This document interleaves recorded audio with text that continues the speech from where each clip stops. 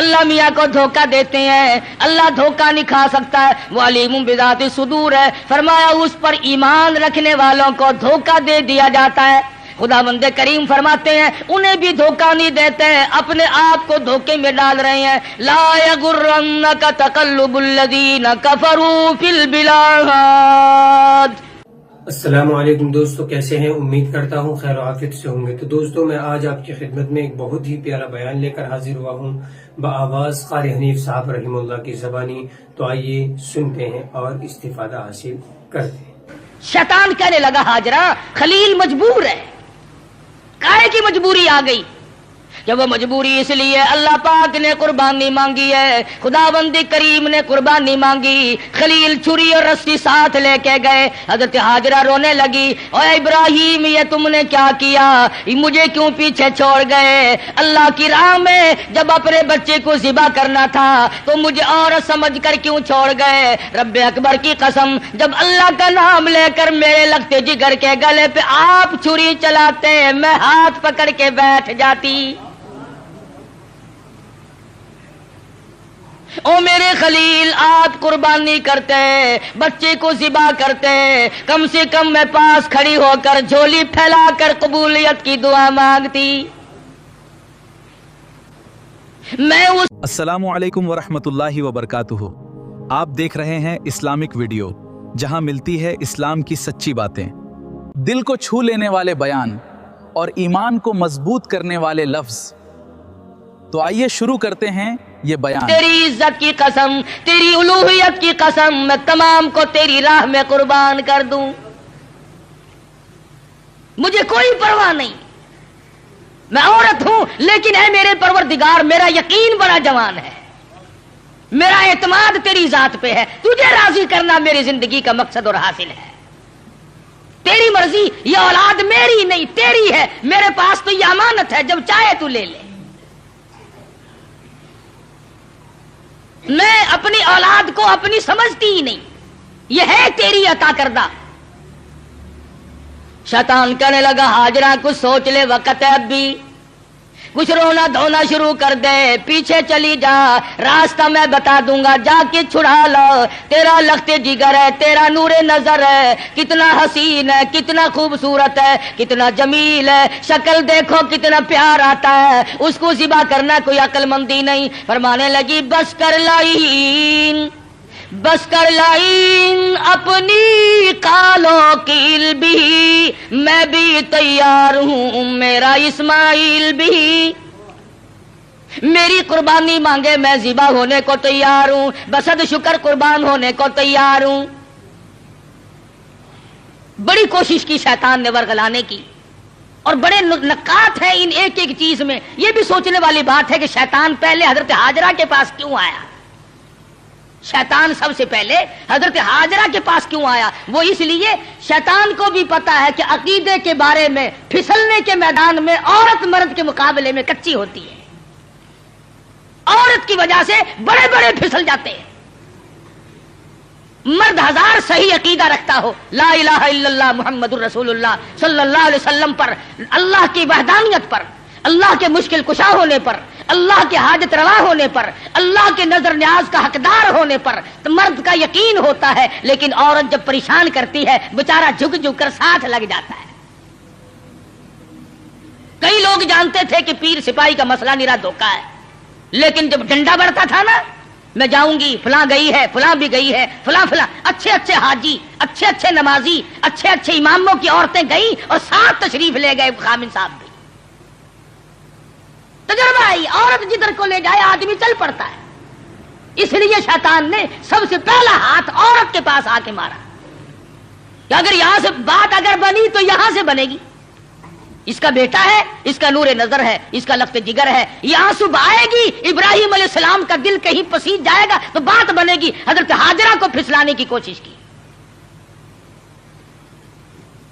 इमामुल अंबिया महबूब किबरिया हजरत मोहम्मद मुस्तफ़ा सल्लल्लाहु अलैहि वसल्लम पर ईमान रखने वाली सहाबियात ने शैतान के इस गुमान को वो रद्द किया, शैतान के मुंह पर वो मिट्टी मारी قیامت تک کی دنیا یاد رکھے گی کہ محمد عربی صلی اللہ علیہ وسلم کا دیدار کرنے والی کلمہ پڑھنے والی عورت کا ایمان کتنا مضبوط ہوتا ہے.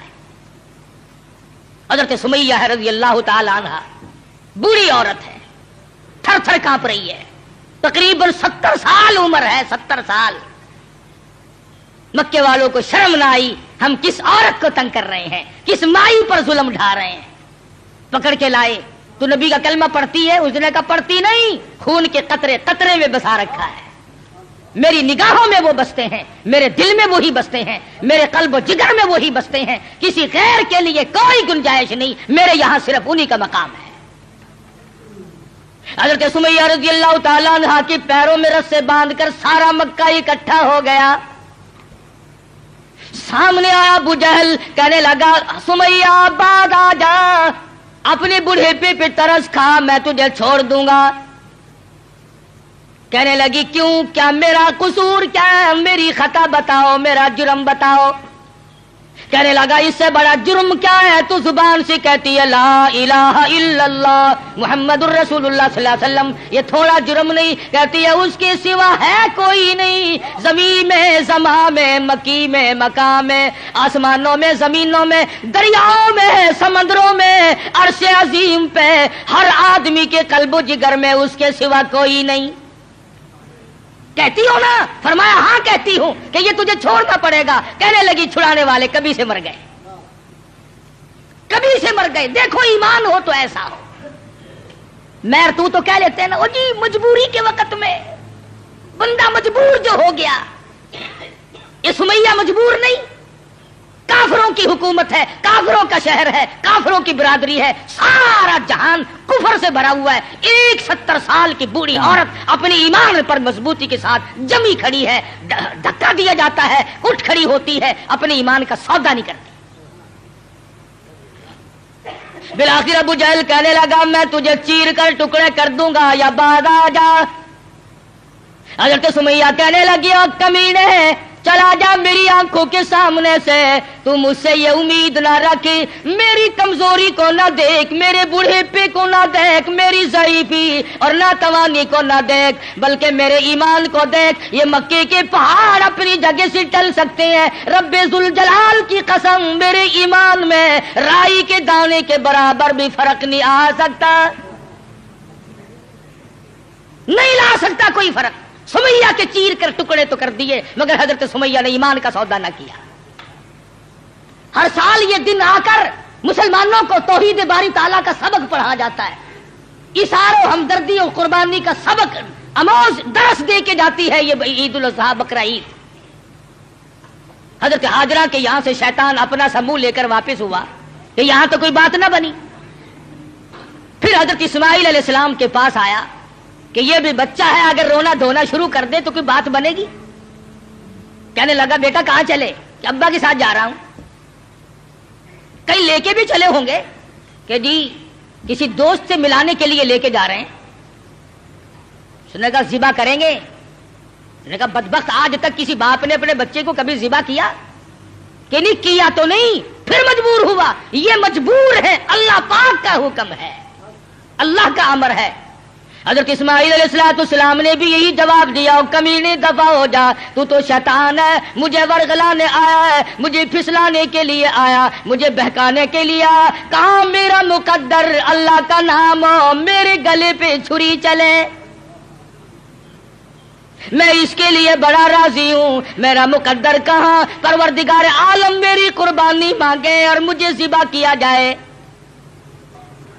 وہاں سے بھی اپنا سمو لے کر کے واپس ہوا. حضرت ہاجرہ نے بھی کنکریاں پھینک کے ماری، حضرت اسماعیل علیہ السلام نے بھی کنکریاں پھینک کے ماری، وہاں سے غائب ہو گیا. پھر حضرت ابراہیم علیہ السلام کے قریب آیا اور کہنے لگا ذرا عقل کرو، ہوش کرو، بوڑھیپے کی اولاد ہے، اکلوتا بیٹا ہے، کتنا خوبصورت نور نظر ہے، کتنا حسین لخت جگر ہے، اور 100 اونٹ قربان کر دو مگر بچے کے گلے پر چھری نہیں چلایا کرتے. یہ کوئی دینداری نہیں، یہ تو بہت برا عمل ہے.